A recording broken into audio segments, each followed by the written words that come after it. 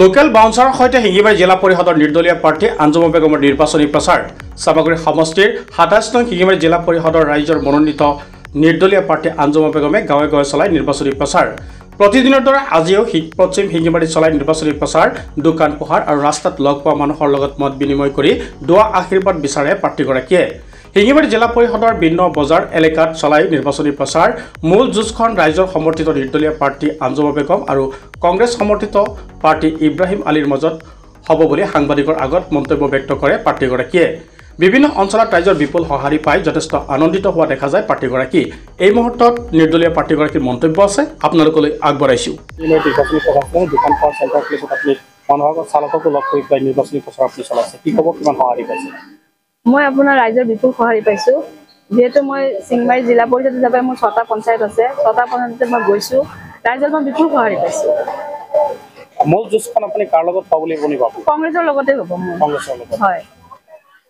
যেহেতু আপুনি এজন নিৰ্দলীয় প্ৰাৰ্থী আৰু কিছুমান মানুহে আপোনাক সমালোচনা কৰি আছে যে আপুনি নিৰ্দলীয় হয় নিৰ্দলীয় মানে কি আপুনি কথাটো বুজাই দিয়কচোন নিৰ্দলীয় মানে কি ধৰক আজি ৰাইজৰ যিখিনি মনোনীত প্ৰাৰ্থী সেইবিলাকে নিৰ্দলীয় বুলি কয় ৰাইজে মৰমতে উঠোৱা প্ৰাৰ্থীজনক নিৰ্দলীয় বুলি কয় এইটো তেখেতৰ কোনো দল নালাগে ৰাইজে যাক ছাপোৰ্ট কৰে দল নালাগে টিকেটো নালাগে ৰাইজে যদি ভাল পায় টিকেটো দৰকাৰ নাই তেওঁলোকে নিৰ্দলীয় প্ৰাৰ্থী বুলি কয়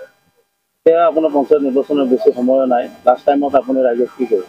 লাষ্ট টাইমত মই ৰাইজক এটা কথাই ক'ম তেওঁলোকৰ ওচৰত মই সৰল গোহাৰি আজি ২০টা বছৰ ধৰি ৰাইজৰ মাজত মই কাম কৰি আছোঁ মৰমৰে তেওঁলোকৰ লগত দুখে বিপদে ভাল সময়ত হওক বেয়া সময়ত হওক মই তেওঁলোকৰ লগত মাজত আছোঁ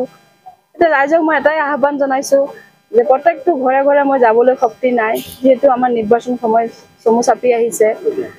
মৰমৰে তেওঁলোকে আজিকালি ছ'চিয়েল মিডিয়াত চব মানুহখিনিয়ে মানে ছ'চিয়েল মিডিয়াটো ইউজ কৰে চবেই জানে ফেচবুকটো চবেই ইউজ কৰে এই ফেচবুকৰ জৰিয়তে ছ'চিয়েল মিডিয়াৰ জৰিয়তে আপোনালোকক মৰমেৰে মই আপোনালোকক আহ্বান জনাইছোঁ মোক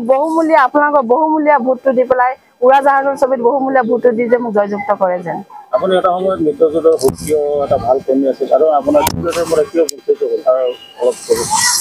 টিকেটৰ পৰা বঞ্চিত হোৱাৰ কাৰণ এটা আপোনালোকে নিশ্চয় গম পাই আছে অলপ দিন ধৰি পেলাই যিহেতু মই এই বিজেপিৰ উপ নিৰ্বাচনত মই ওতঃপ্ৰোতকৈ লাগিছিলোঁ মই এজিপি দলৰ সভানেত্ৰী আছিলোঁ চামগুৰি সমষ্টিৰ